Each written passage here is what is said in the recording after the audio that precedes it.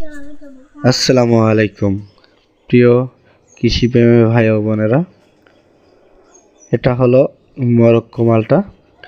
এটা হলুদ বর্ণের হয়ে থাকে। এটা বাণিজ্যিক একটি বাগান। এটা আসলে পেয়ারা বাগান ছিল, সাথী ফসল হিসাবে এই মালটাটা লাগানো হয়েছিল। তার আগে দিয়ে আবার লাউ লাগানো ছিল, দেখতেই পেয়েছেন।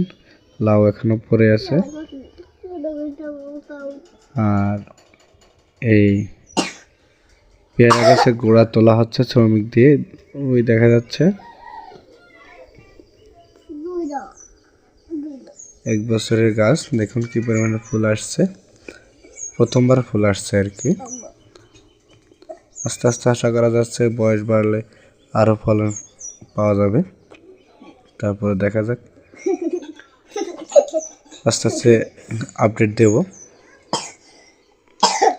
ভালো থাকবেন, সুস্থ থাকবেন।